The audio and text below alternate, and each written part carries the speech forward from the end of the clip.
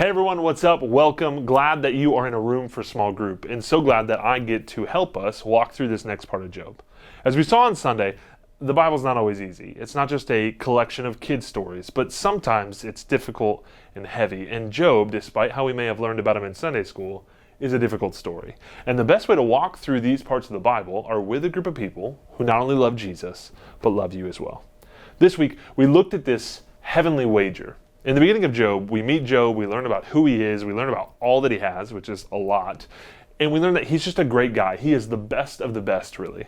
And then we're immediately transported to this heavenly realm where we see God on his throne and the angels are reporting to him.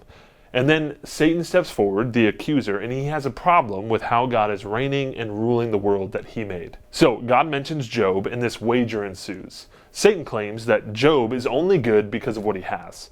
And God, of course, disagrees, and then they put the theory to test. And if you're like me, you read that and you go, why is this even happening? Why is God making a bet with Satan? Why would God let Satan do this?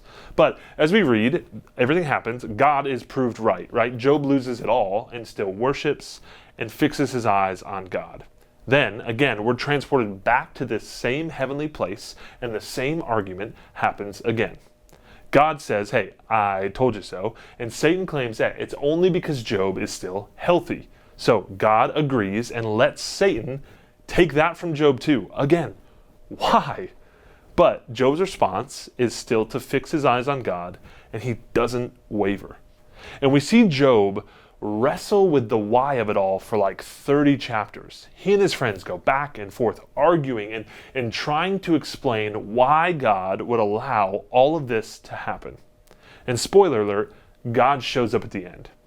But here's the interesting part. God doesn't show up to explain himself or to tell Job why. He never even mentions a why. He simply reminds Job of who he is. He is the God of the universe, the creator, the sustainer, and he reminds Job of who he is, the creation. And when you read it at face value, your initial reaction might be, God's being like a little snarky here. Isn't that kind of harsh? I mean, Job's had like a tough week. Maybe take it easy on him. But really, this is God being loving. Because despite how desperately Job wanted to know the why wasn't going to help. And despite how badly Job longed for an explanation of why God moved and operated the way that he did, Job wasn't going to ever understand. The truth is, the universe is far more complex than we will ever grasp. And God's ways are so much higher than our ways. His thoughts are so much higher than our thoughts. God was instead lovingly reminding Job not to look around for answers, but to look up for peace. To not look for an explanation of it all, but to remember who holds it all together. And Job's response was just that. He says, I had heard of you before, but now I have seen you. And he rests and finds peace in seeing the God who holds the universe together. We are a people who want explanation.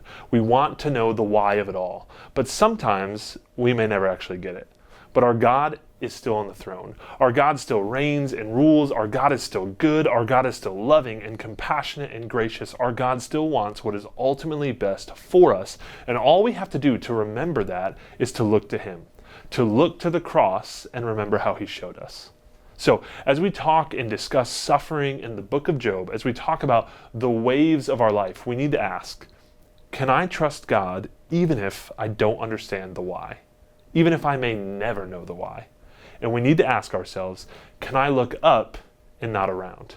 Can I stop desperately looking around me for answers to understand and instead fix my eyes on the one who's in control?